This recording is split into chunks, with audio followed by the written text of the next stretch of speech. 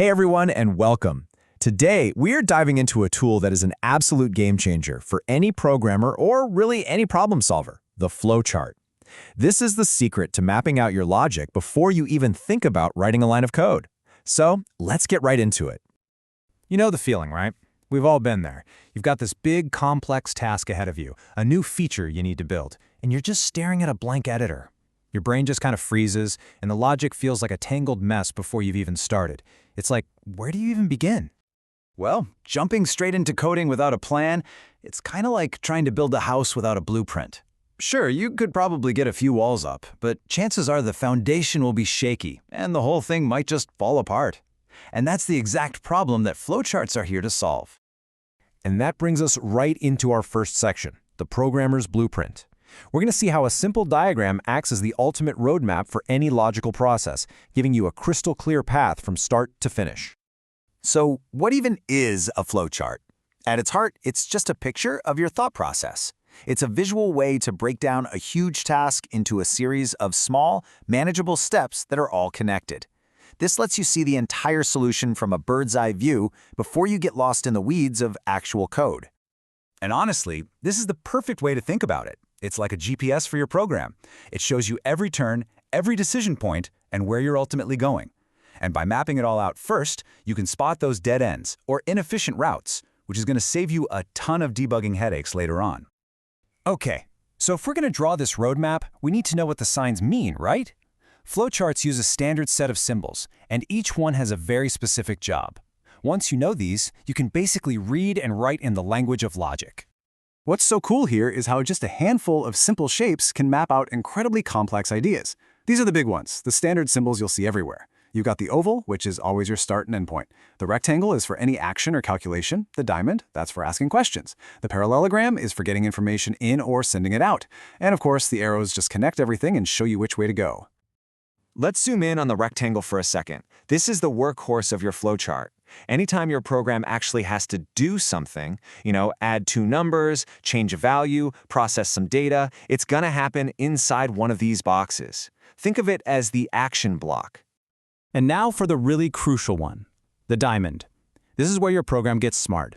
Every diamond asks a simple yes or no question, and that question creates a fork in the road. This is what lets your program handle different scenarios in different ways, making your logic flexible and dynamic. All right, enough theory. Let's actually put these symbols to work. In this section, we're going to take a really simple problem and build a flowchart for it from the ground up. Let's do this together.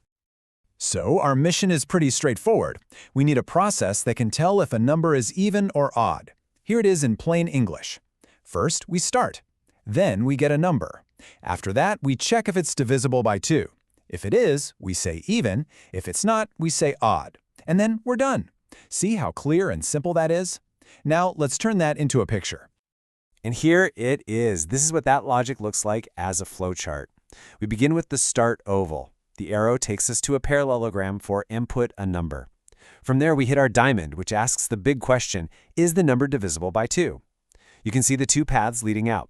The yes path takes us to an output box that says even, and the no path goes to the odd box.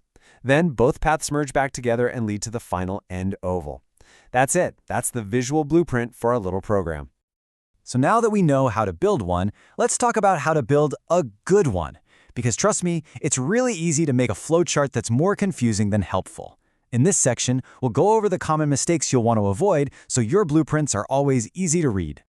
Here are some of the biggest offenders. You'd be surprised how often people forget the start or end symbols. And using the wrong shape, like a rectangle for a decision, totally breaks the rules and just confuses everyone. Remember, the whole point of this is to create clarity, not just for you, but for anyone else who needs to understand your logic. Clarity is king. This slide says it all, doesn't it? On the left, you've got this jumbled mess. It's just word salad. It's hard to follow, and you could easily get it wrong. But on the right, it's clean, it's logical, it's a step-by-step process that anyone can understand. A good flowchart absolutely demands the kind of clarity you see on the right. Your logic needs to be this sharp before you even start drawing. But hey, don't go thinking this is just a tool for programmers. Flowcharts are incredibly powerful, and you'll find them being used in all sorts of fields, way outside of just planning software. Let's take a quick look.